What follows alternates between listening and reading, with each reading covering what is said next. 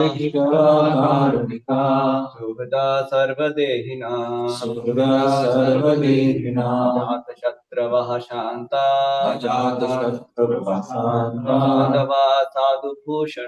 साधवा साधुभूषणः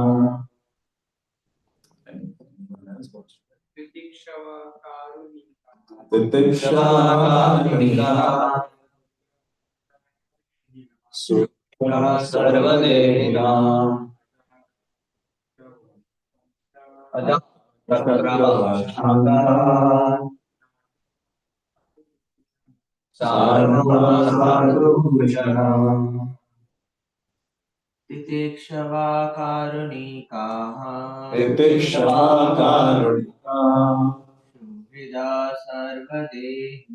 सुहृदा सर्वदेहिना अजाता छात्रवासन्तः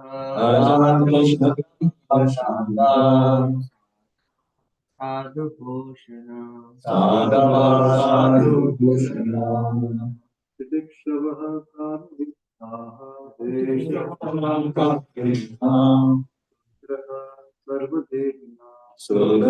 सर्वदेहिना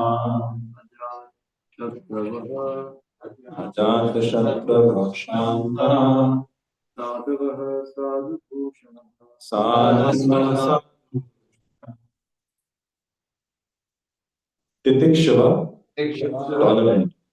tolerant karunika merciful surata friendly sarvadehina all living entities ajata shatrava inimical to man shanta peaceful sadhava abiding by scriptures sadhu bhushana adorned with sublime characteristics.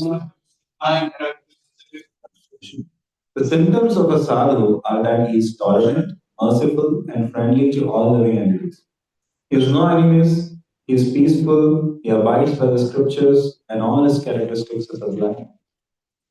Purport. A sadhu, as described above, is a devotee of the Lord. His concern, therefore, is to enlighten people in devotional service to the Lord. That is his mercy. He knows that without devotional service to the Lord, human life is spoiled. A devotee that travels all over the country, from door to door, preaching, be Krishna conscious, be a devotee of Lord Krishna. Don't spoil your life and simply fulfill your animal propensities. Human life is meant for self-realization or Krishna consciousness.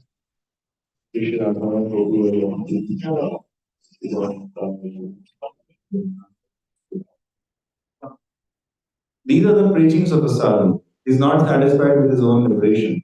He always thinks about others. He is the most compassionate personality towards all the fallen souls. One of his qualifications, therefore, is karunika, great mercy to the fallen souls. While engaged in preaching work, he has to meet with so many opposing elements, and therefore the sadhu or devotee of the Lord has to be very tolerant. Someone may ill treat him because the conditioned souls are not prepared to receive the transcendental knowledge of devotional service.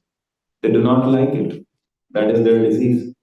The sadhu has the thankless task of impressing upon them the importance of devotional service. Sometimes devotees are personally attacked with violence.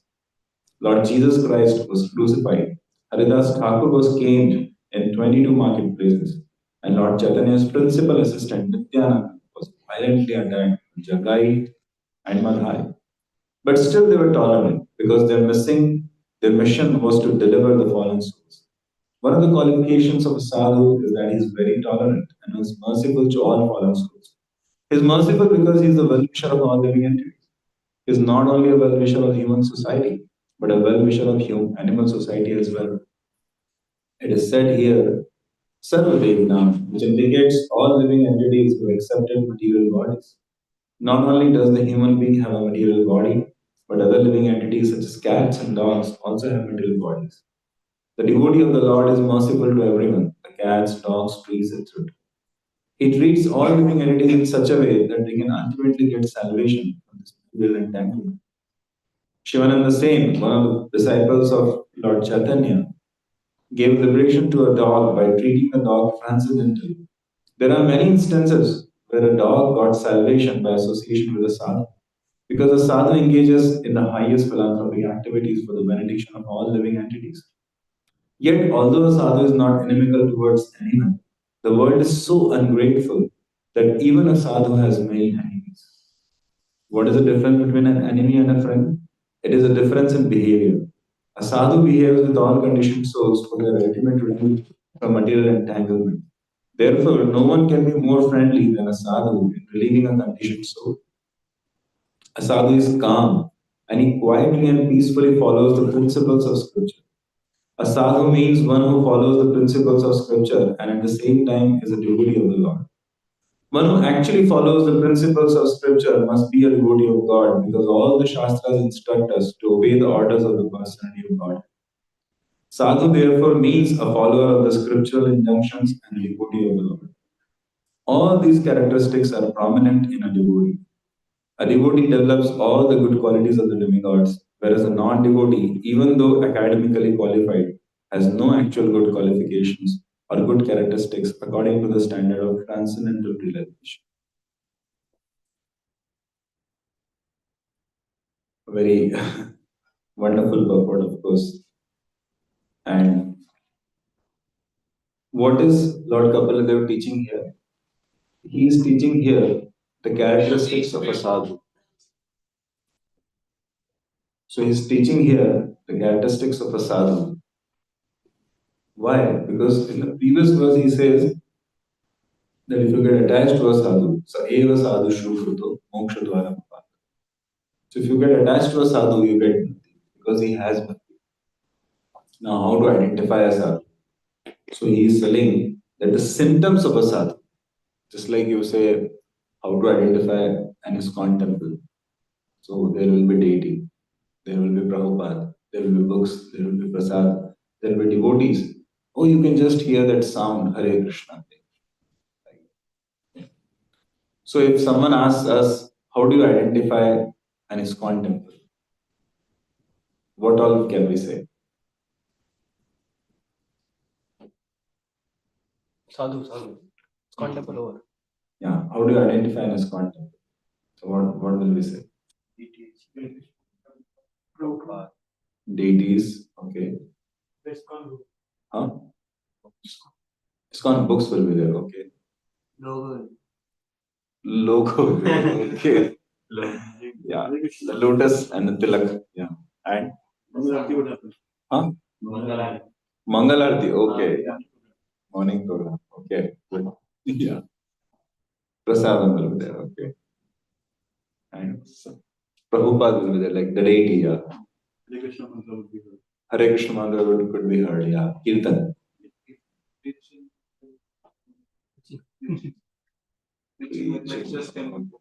Okay.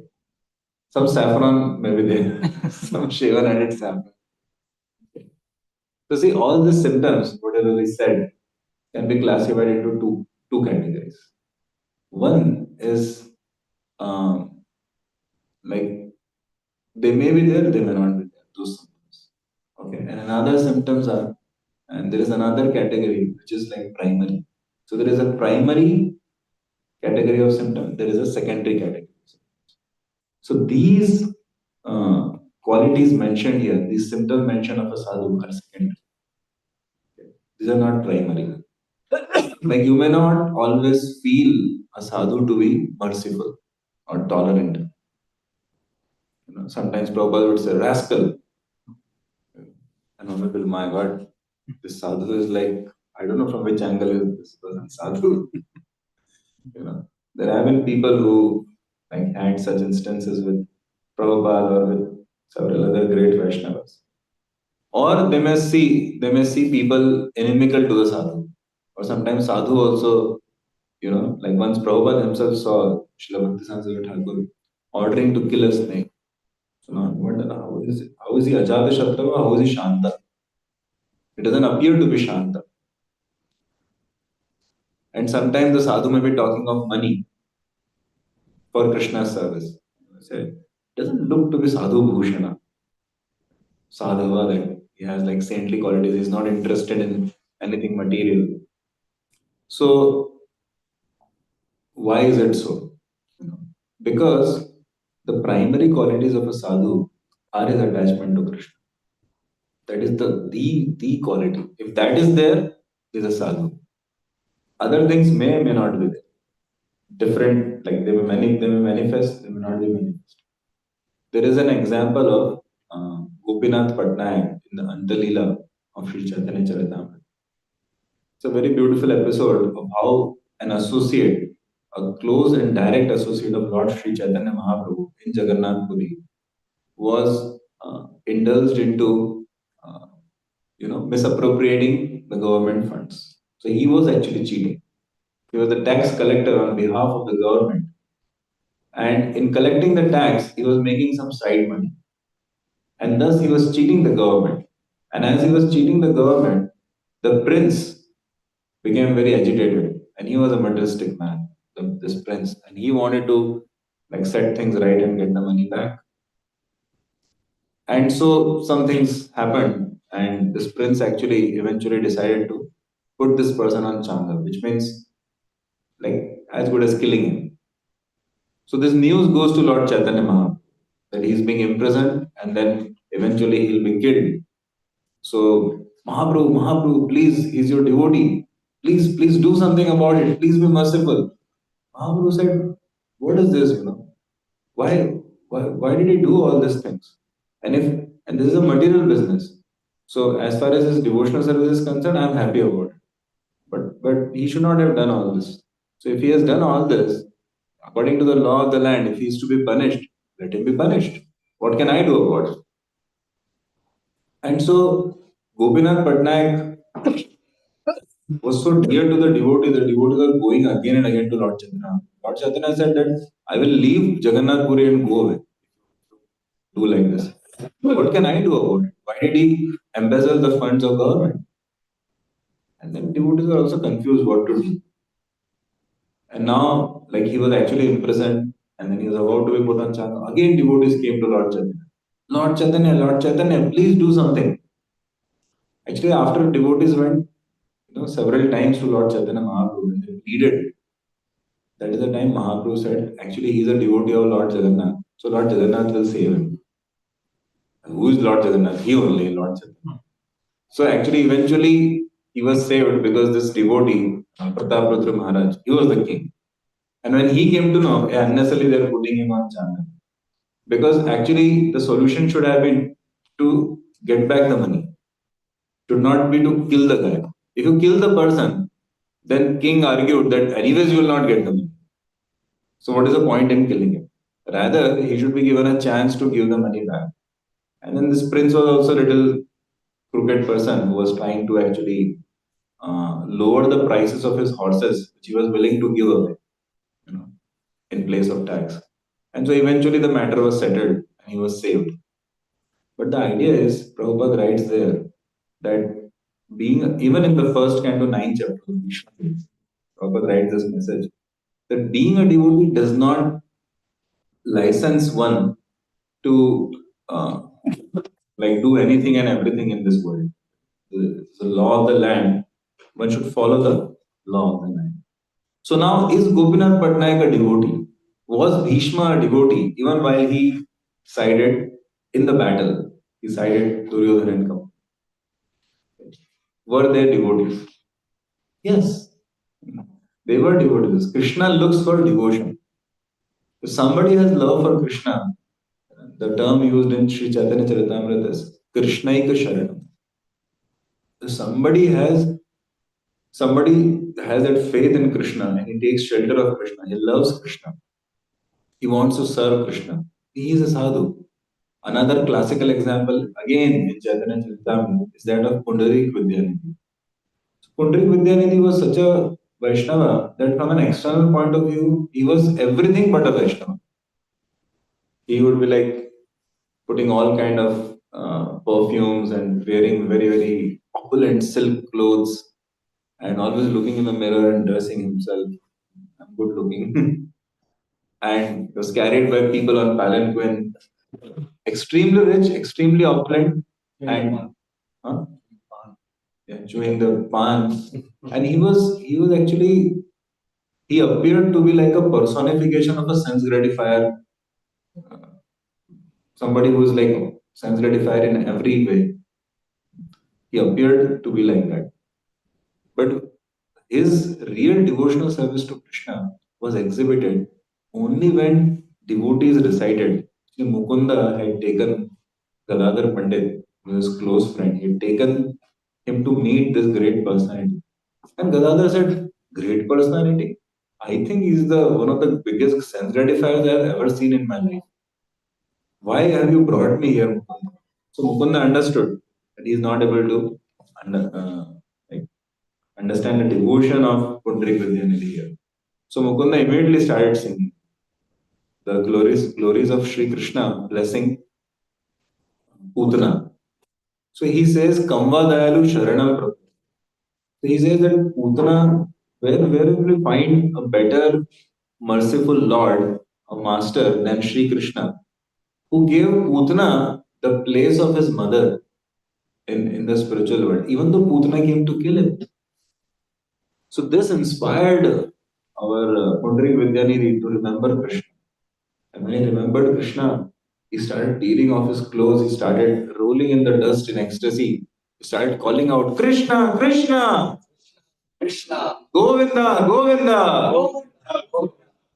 That was so revealing to our Gadadhar Pandit because he felt that my God, I I like sometimes in ISKCON also people have this like when they see danda, they have to see three things to respect a devotee. Either it should be a sannyasi, or it should be a Prabhupada disciple, or it should be a saffron person.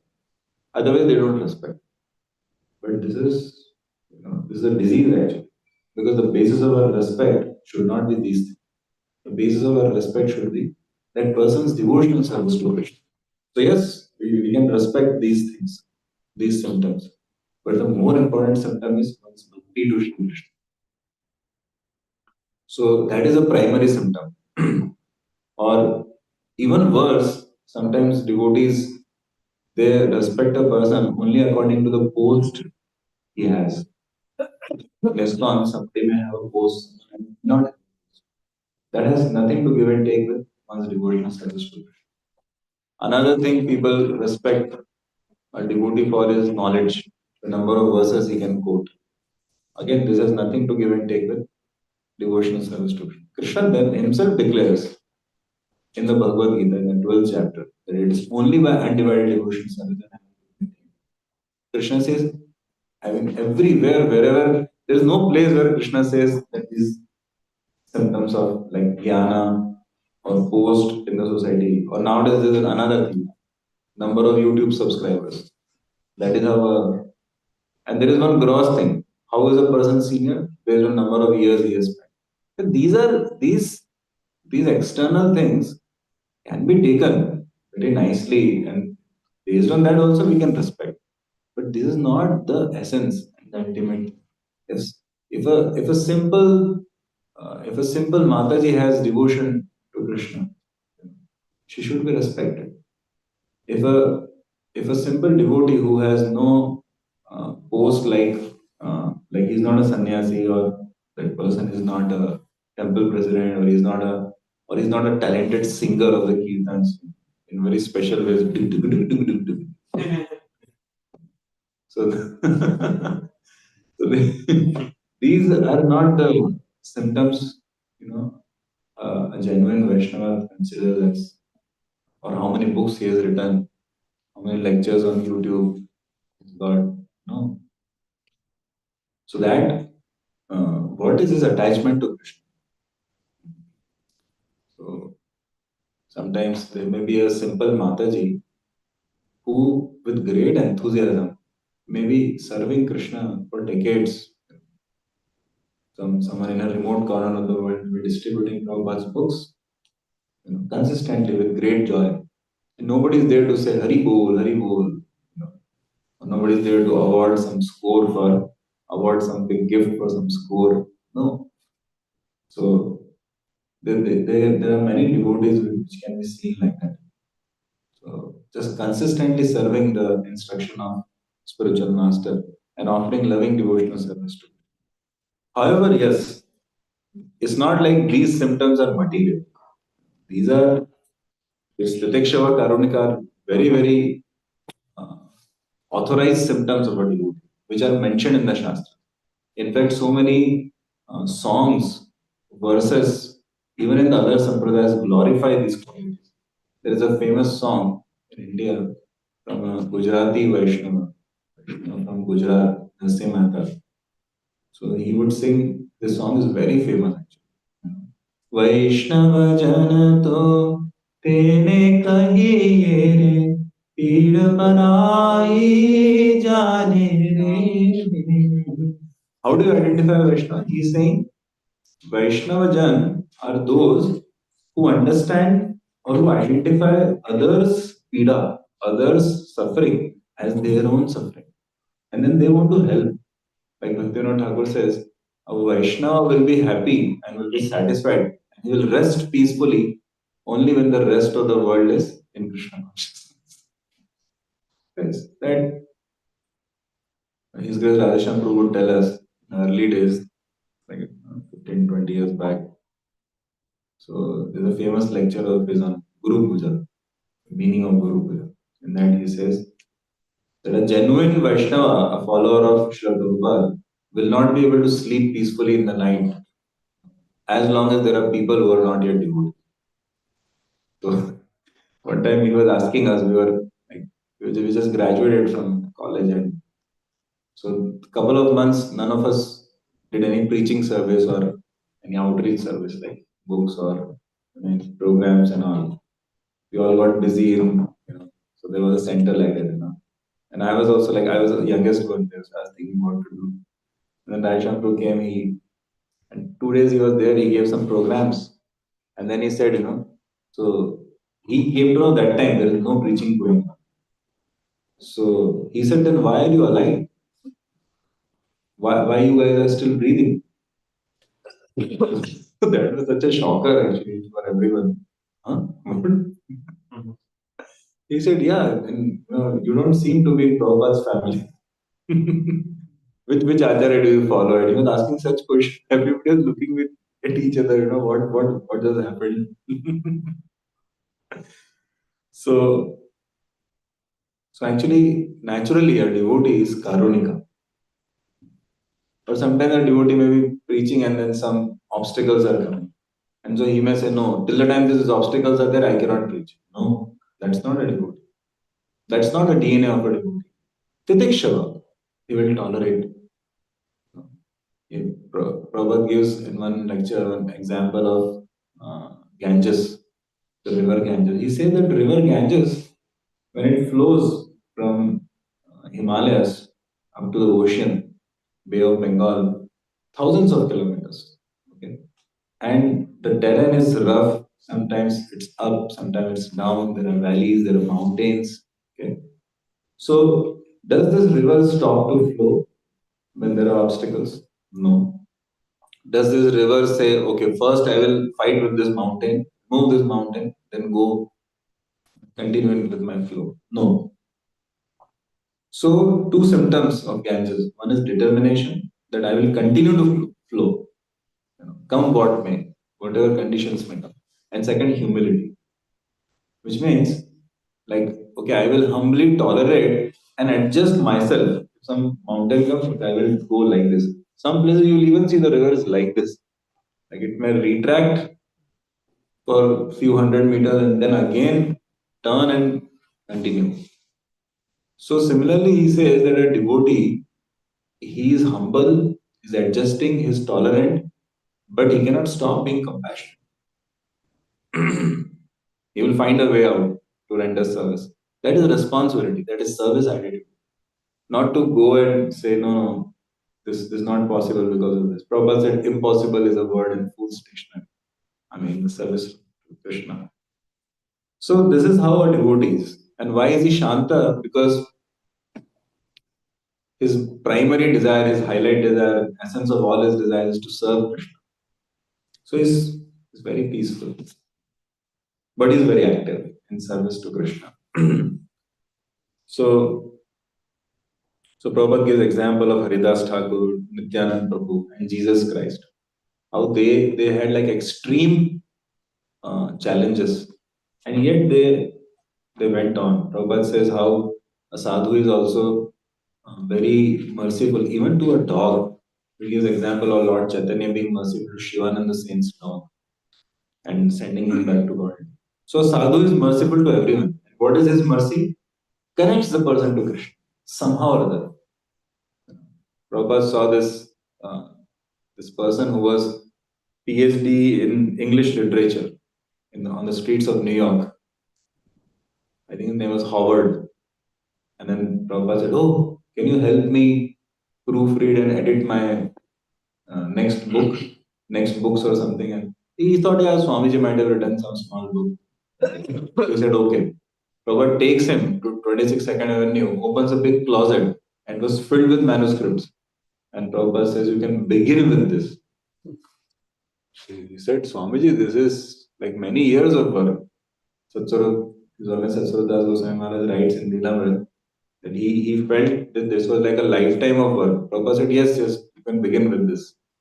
so, so Prabhupada immediately engaged. Anybody and everybody Prabhupada was engaged. Prabhupada would offer prayers to the deities sometimes for leaving the place. But my dear Lord, I'm very sorry that I'm putting you in the hands of very new devotees. And these are Western people. They've not yet become trained and fully devotees. But they're sincere. And with the love they have for their spiritual master, they'll be trying to serve you. So if any mistakes happen, any offenses happen, please forgive. And I promise I will make it better. So that is a sadhu actually. So now, after explaining the external symptoms, Kapil goes to explain the main symptom, the primary symptom of sadhu in the next verse, text 22.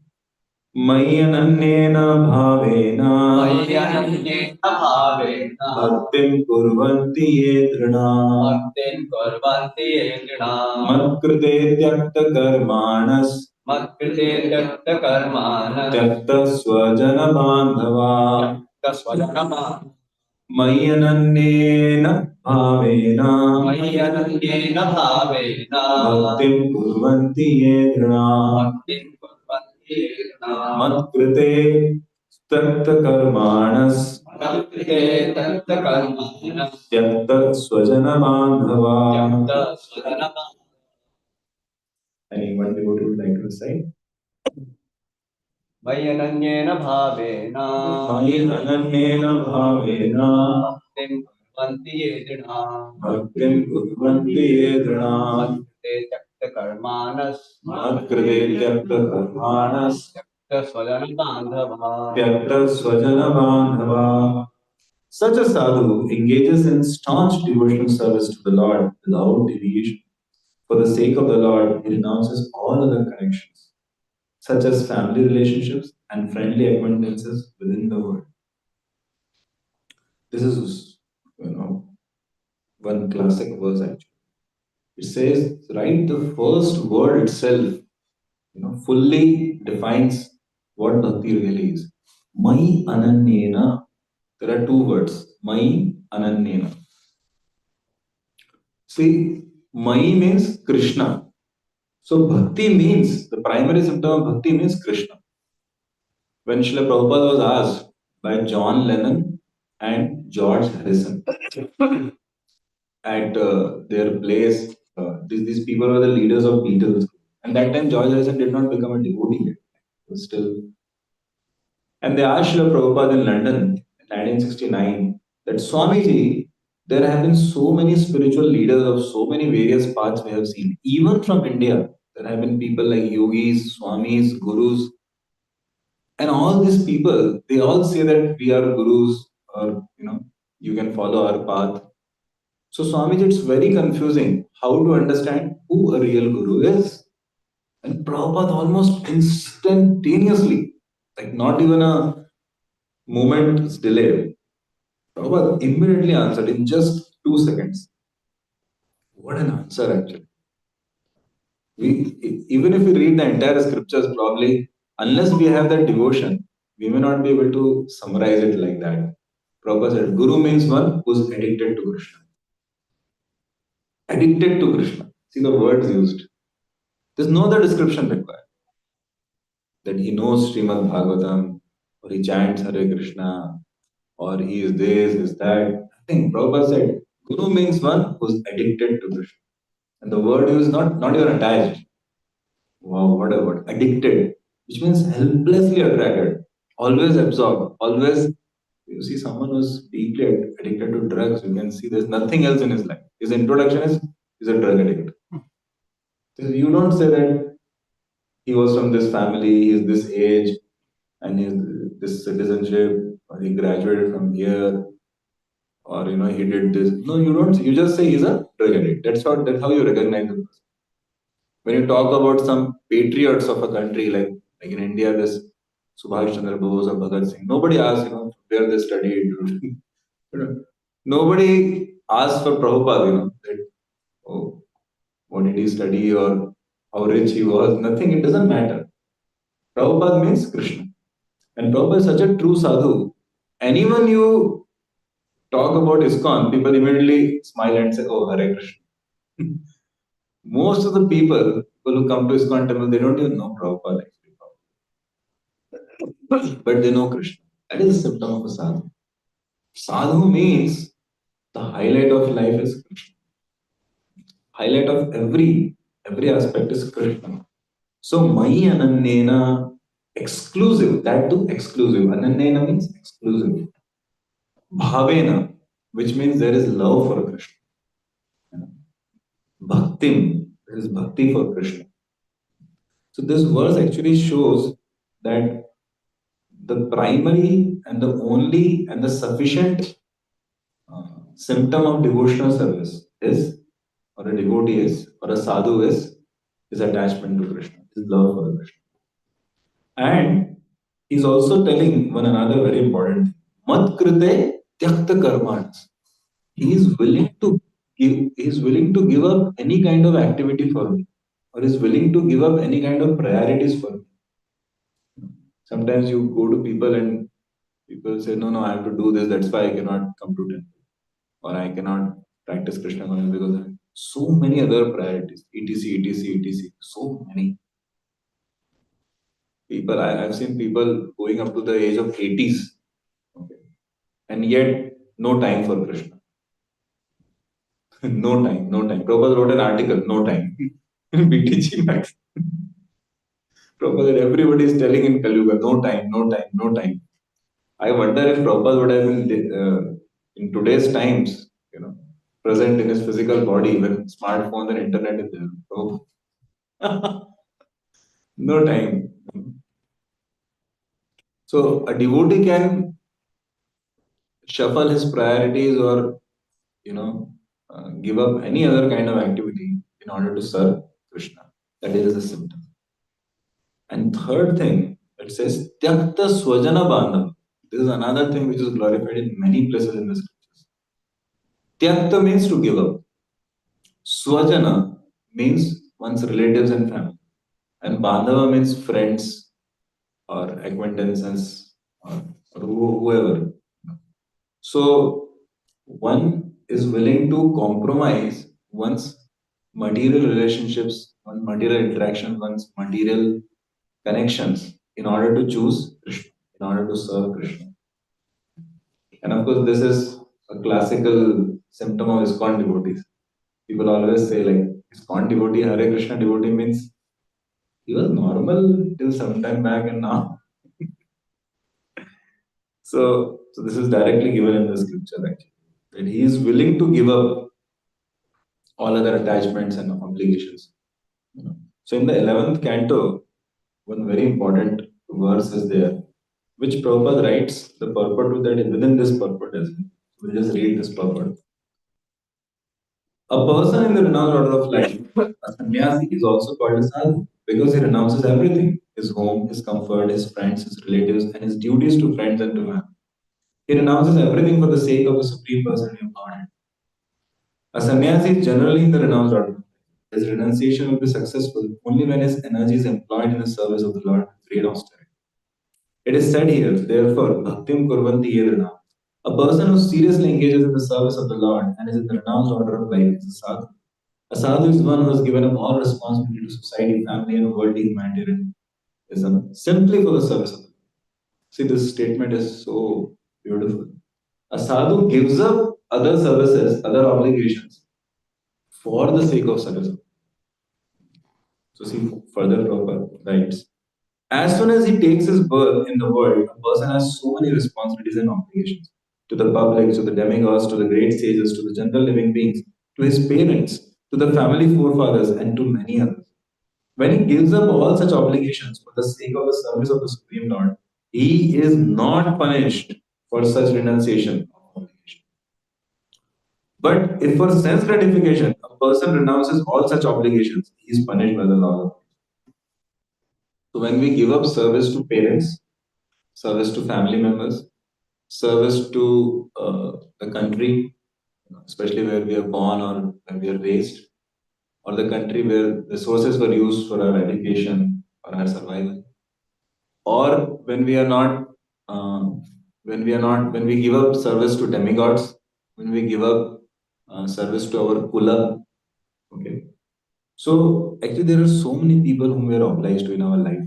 We look back and see the country, the government, you know, almost like so many ways, like countless things. Therefore, a grihastha is also supposed to do many karma kanda activities, many yagyas, many kind of oblations is supposed to offer, charity is supposed to give, taxes is supposed to pay. But like say for example now our ISKCON of New England here. So I think Vanmali Pindu can confirm that we do not have to pay taxes. But then we are also using the public roads, so many things, right? And why is the government allowing that, okay, you need not? Because, okay, you are also serving the society, taking from the society, but only serving the society. But if we are living for our own sense gratification, then the government will say, no, no, no, now you have to pay tax.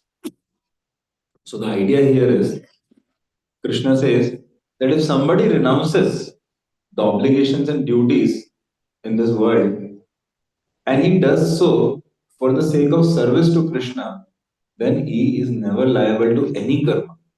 No karma will be applicable ever.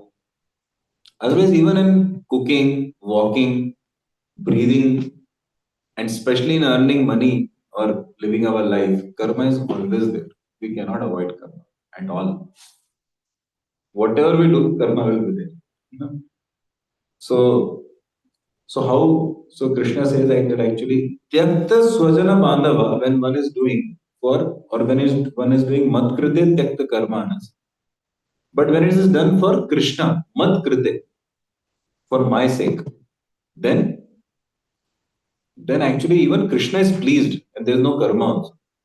But when one acts for oneself or when one is negligible or irresponsible, then the karma applies. So sometimes people question ISKCON sadhus. So we should show this direct scripture. Yeah. Who you want to add? No, I maybe believe in us. Yeah.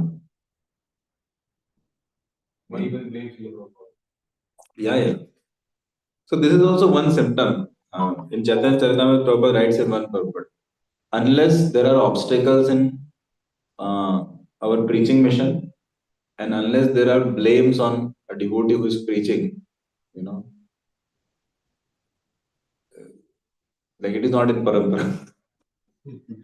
So it's in parampara actually. Prabhupada writes. So this is not the exact sentence. Prabhupada clearly writes, that this is our parampara. When we do our first house, Yeah. we have things on the box game. I like that food after all in Parampara. Yeah. Box is okay. If you are having easy time, we are in some other sampradaya. So that is Bhaktivinoda Thakur says, such challenges in devotional service and in the life of a preacher, that is a gift of a devotee. He says, in fact, that is a friend of a devotee because that makes us dear to Krishna when we accept that. So we'll see the next verse. So in this next verse, he says, now what are the activities of such devotees? So 21st and 22nd, he said the symptoms of such a sadhu. And then 23rd and 24th, he will give the activities of such a sadhu. मदाश्रया कथामृष्टा शृण्वन्ति कथयन्ति च शमन्ति विविधास्तापः नैतान् मद्गतचेतसः. Engaged constantly in chanting and hearing about me, the Supreme Personality of Godhead, the sadhus do not suffer from material miseries because they are always filled with thoughts of my pastimes and activities. Prabhu. There is a similar verse in many places in Bhagavatam. One is 4, 9, 11, Dhruv Maharaj, very beautiful. Bhaktim Mohu Prabhahatam Tvaime Prasango. There is another verse in 11th canto, 11, 3, 30. Parasparanukathanam Pavanam Bhagavadesha Mithorati Nivritamitahatmana. And you know the famous verse in 10th chapter of the Gita. Machchitta Madhagaprana Bodhayanta Paraspa Kadhayanta Shimamiti Tushyanti. There is a verse spoken by King Kulashekar Alvar.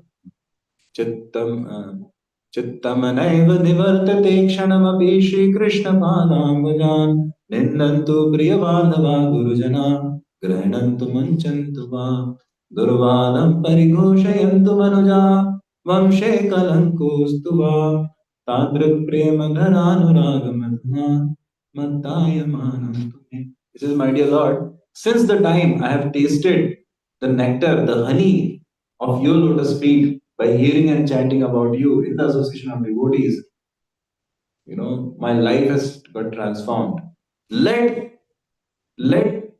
my Nindantu Priya Bandhava, let my near and dear ones, let my friends, relatives, and family members criticize me, which they are already doing. Nindantu Priya Bandhava Gurujana. Let my superiors accept me or reject me. Grihanantu, accept me, Munchantu, let them reject me. Doesn't matter to me any longer. Durvadam parighoshayaltu manuja. Let my life in this material, in this human society be made very, very difficult. Durvadam. Because they don't like me surrendering to Krishna. Hare Krishna ban gaya ye. And let them create troubles for me again and again. No problem. Vamshe kalankostuva. Let people call me a black spot on my kula, on my family, on my college, or anything. Let them call me irresponsible. Let them call me detached. Let them call me hard-hearted. Doesn't matter. Really?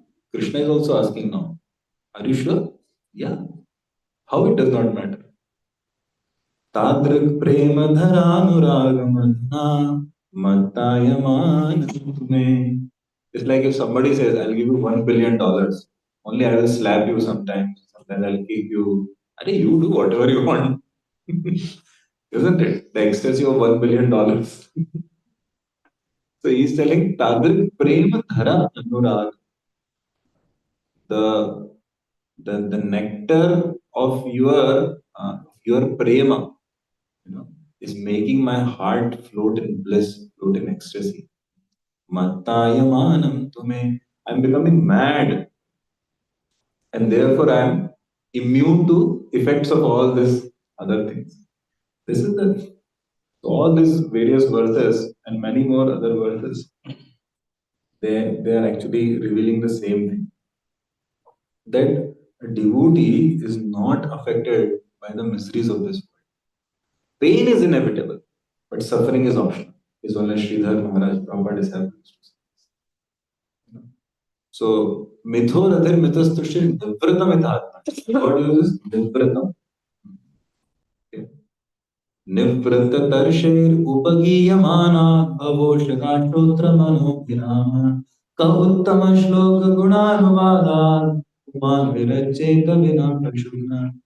Actually, a devotee who really tastes the nectar of Sri Krishna's names and Sri Krishna's fame, such a devotee, he becomes nivritta. Nivritta means he becomes retired. He becomes unaffected hmm, by any of the things. In 1971, India was on war. China or Pakistan? 65 was with China or was it Pakistan? China. China. Then 71 was with Pakistan. Yeah.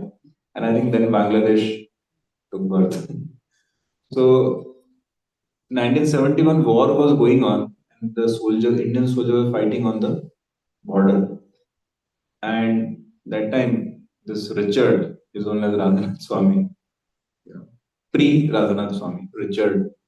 He just arrived in Vrindavan, and so he befriended many of the sadhus there. So Maharaj shares in one lecture that sometimes they would be they. So there was one sadhu mandali, a group of sadhus, and they used to just sing bhajans and kirtans like night long. So Maharaj said like minimum 9 to 12, 9 to 1 every night. And Maharaj would often just sit with them. Vrindavan that time was literally a village, like just a forest, you know. So they would be sitting just lighting the fire in January, February month or whatever. And and in those days there was this huge big thing like a radio. So sometime nearby some person had this radio. And while these sadhus would be, absorbed in ecstatic bliss of remembering Krishna, through bhajans and kirtans, sometimes somebody would switch on the radio. And on the radio, there would be news that today 89 uh, men in army they they got killed by the bombs and bullets of the enemy army.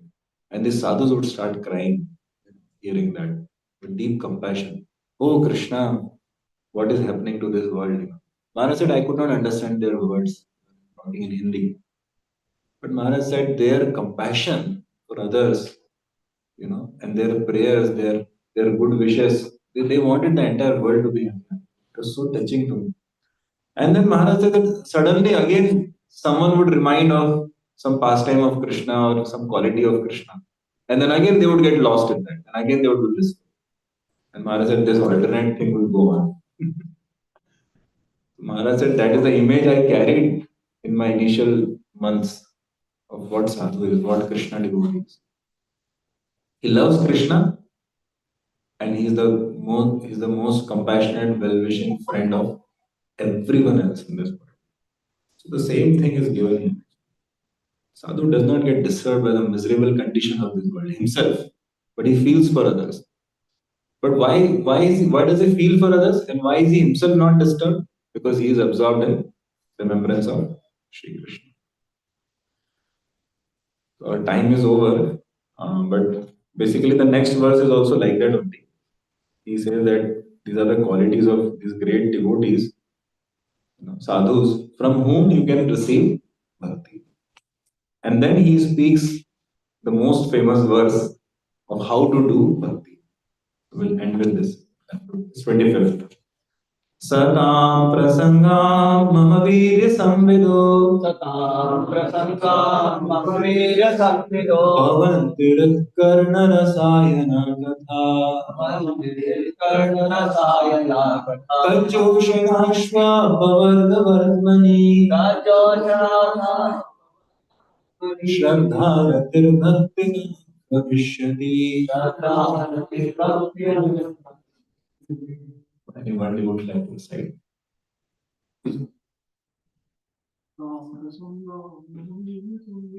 Satam prasangam mamavirya samvido Mandir karna rasayana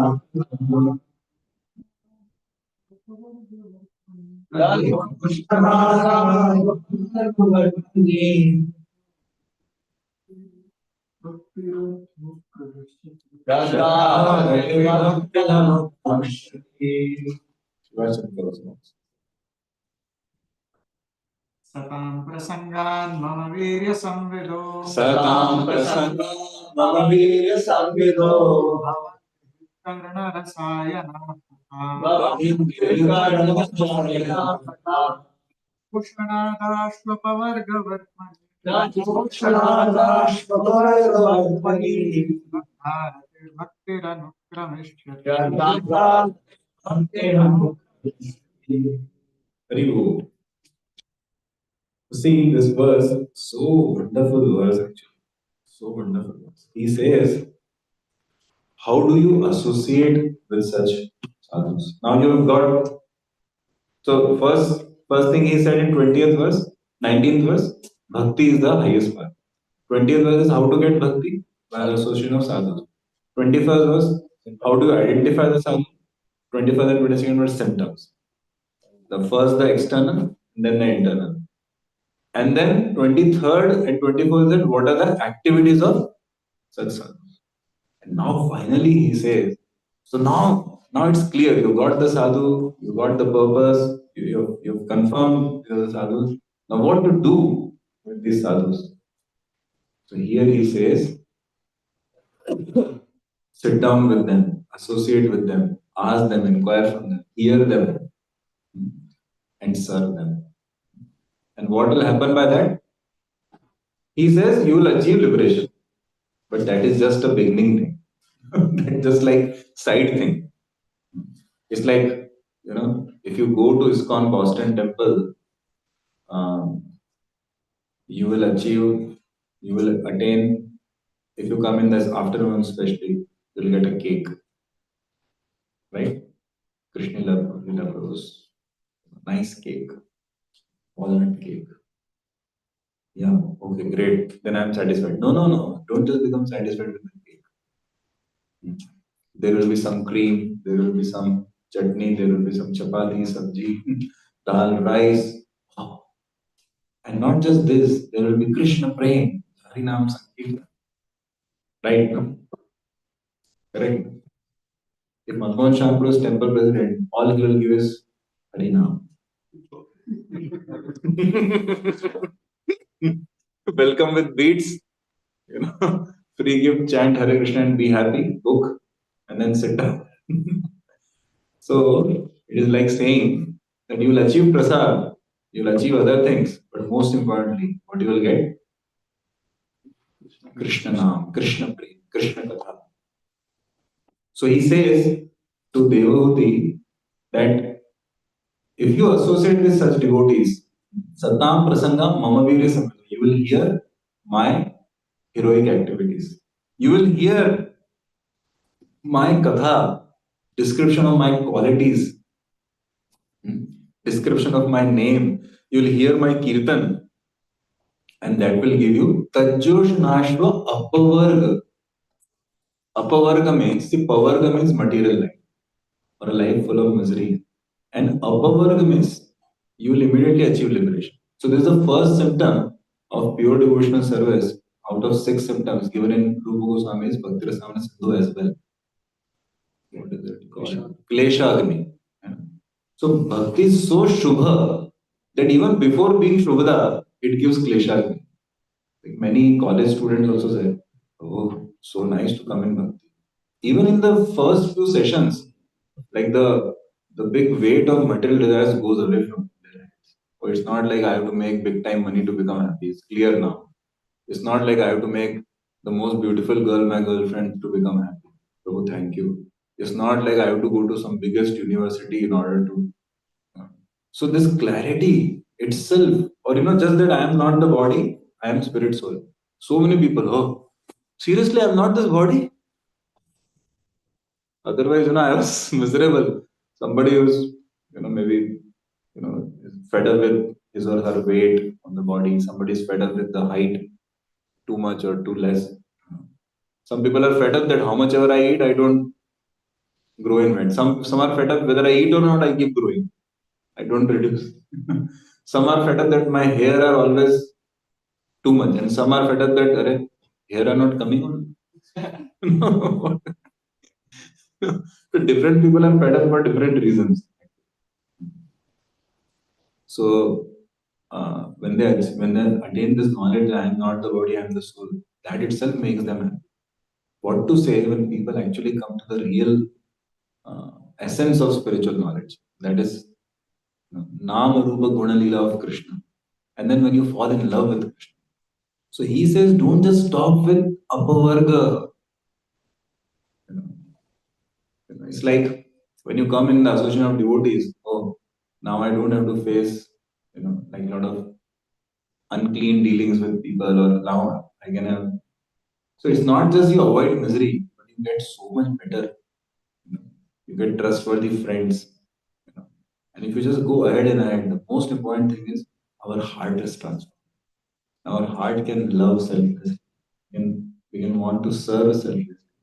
So Krishna is the main result or gift of bhakti, that we get Krishna.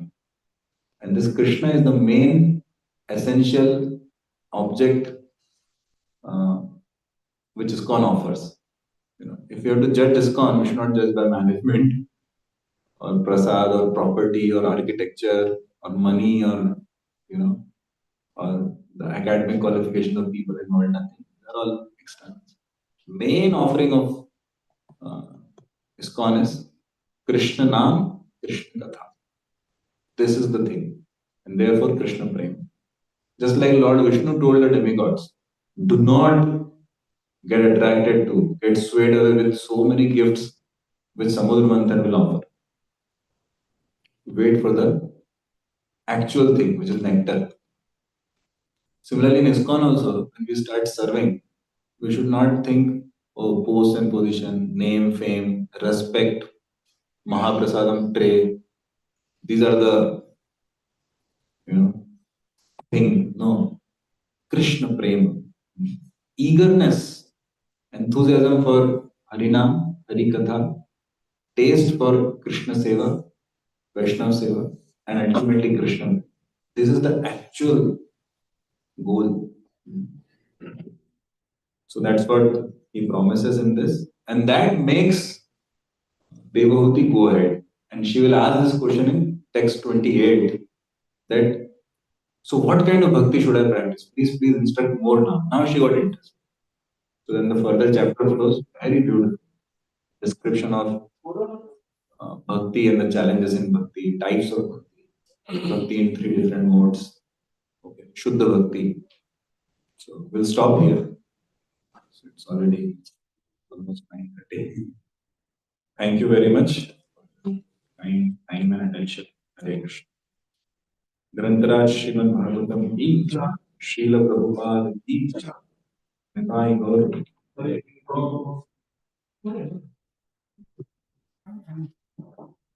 Yes. Yeah, please. So you shared this amazing example. I think Radhesham Prabhu saying Jai Shri Ram. Yes, please. I think you are quoting Radhesham Prabhu that how can a devotee sleep peacefully when there's any person living in body? Yeah. Even a single person. Yes. So it was so inspiring. Yeah. Look, he is living that life. Yeah. Yes. I can see. So how can we imbibe it? Does it come naturally, or is there some effort also? It does not come naturally. Never comes naturally. There are three ways to imbibe it, as far as I understand. My experience goes. One is Bhagavatam says, second chapter of first canto, when by the blessings of such Vaishnavas who have that spirit,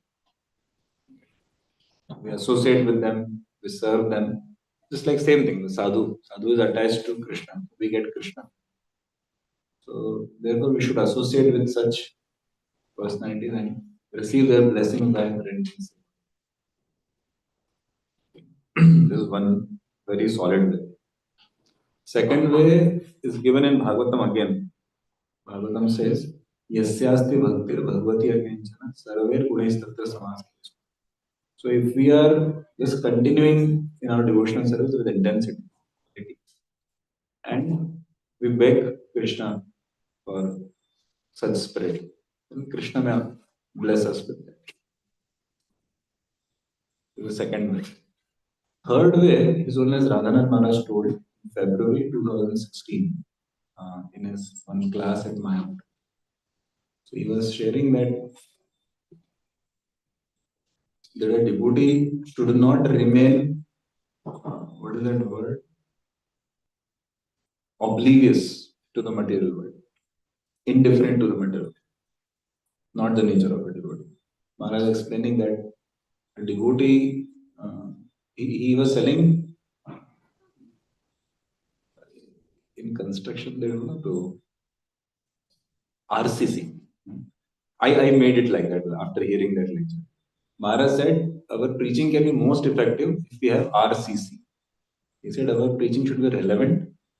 What we speak to which people, it should be relevant to them. Not like you are speaking whatever you want. Second thing Maharaj explained, we should have caring attitude. So he says, unless you care for people and not just give big classes, in theory, you actually love them and if they're facing some struggle or challenge, you try to, you give example of Prabhupada facilitating the hippies every day, teaching them even basic things.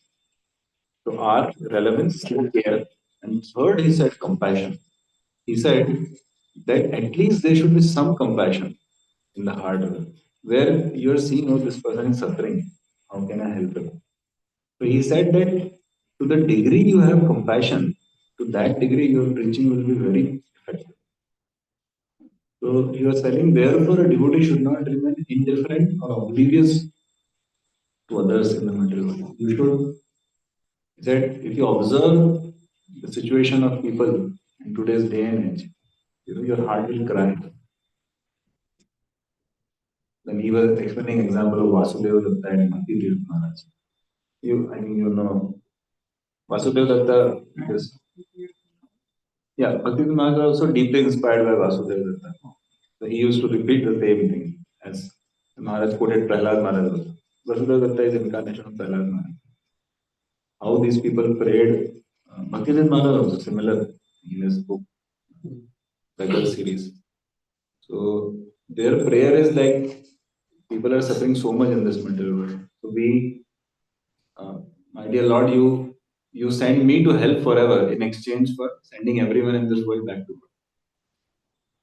So Maharaj is telling that if you observe how much people are suffering in this world, you will also develop some compassion. We should not remain in our own world, but just like those sadhus example I gave in Vrindavan, when they heard, they felt, see from their point of view. So many people are pulled into, terrorism or they're affected by terrorism. So many girls are sometimes pulled into prostitution. So many children into child labor. And so many people have tough time to make ends meet. Right? And like that, so many things going on today. We open up our eyes. And the mental stress, even in America, basic problems may not be that much visible. But the mental stress, heavy. And people struggling nowadays because of internet, like with lust, with greed, my goodness, burning from inside. So we should open up our eyes and also see. So these three ways are there. One is bhakti itself, and we pray to Krishna. Second is we get by blessings of, that is the most powerful way. Blessings and association of those who have. And third is which is in our hand, that endeavor. When we see the situation, we look at the statistics, or so by that knowledge of what's happening around, the devotee feels that they are missing on Krishna. Thank you so much. And sometimes sincere personalities remind us. Yes, for your saying. Many other amazing points are really like real. We tend to get carried away when we see even we judge somebody's devotional success by YouTube likes and all that. to go beyond these superficial or by entertainment points. I'll tell you one thing. In 2009, His Holiness Radhanath Maharaj elaborately described Mahaprakash Lila of Chaitanya Mahaprabhu, like in 30 to 45 minutes each time, minimum, in 15 lectures. Almost like in like a few months, because how much time he is in India. And I heard most of them, some of them live, like sitting. And he's relishing it every time. I was like, I mean, even before that, if you hear the 1997 series of God Leela, anyone around that, so many times that Dukhi was named by Chaitanya Mahaprabhu as Sukhi, and that Sridhar Kolavachan. So many times, my God. Similarly, his own as Gopal Krishna Maharaj. At least 50 times I heard Madhan Puri. So actually the great souls, for them it's not material repetition. They are actually so absorbed in Krishna. It's natural for them. And if you take almost all the yatras, Kartik yatras of Raghunath Maharaj, every time Govardhan Leela and and that our Damodar Leela, most heavily repeated, like literally. Such absorption, these people. And same audience also, more or less. Audience is not like every time new audience, new registration, nothing like that. And everybody is relishing. It's Krishna consciousness. Amazing. Even like his grace Radha Gopinath Prabhu. One time to in Chowpatty, he practically repeated his own class within the same week. He once gave a Bhagavatam class. He spoke on a theme and he spoke like from 8:15 to 10:30. And then next Sunday again his class was there, Sunday. Again he spoke the same thing. And duty, Prabhu, you spoke. Oh really? Haan, na, I spoke. I didn't remember. The same audience also. Same audience, yeah, some at least part of same one. Yeah, temple or something. But Sunday is more devotees come, na? So because the person is relishing, what he spoke on was Bhishma Deva, like first canto 9th chapter. So the theme he spoke was on Rasa Leela in the battleground of Kurukshetra. Basically, he was telling that if you study Bhishma's prayers, so Bhishma was experiencing Rasa Leela ecstasy with Krishna while being in battlefield. And beautifully, because that was the Bhagavatam class verse he got. And when he speaks, he speaks not on a verse, he speaks on the entire chapter of it. And then he got Sunday free there. And the devotee reminded him, oh yeah, I spoke, yeah. Oh, oh yeah, I think I spoke. So then how is he relishing? Because again to 2 hours to speak the same thing, you have to relish, right? You can't just yeah. So this is an amazing actually process, yeah. You are also making everyone hear so much with that. I'm love. Hare Krishna. Thank you. Srila Prabhupada.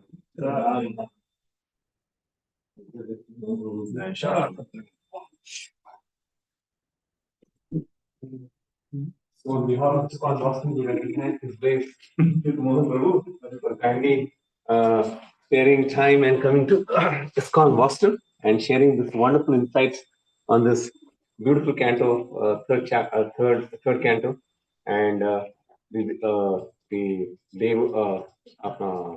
devotees pastime. Yeah, so very wonderful. Thank you, Prabhu. The nectarian pastimes, and to hear such a deep insights, your personal meditations from this canto. We are grateful to you for sharing these 3 days and giving us your holy association.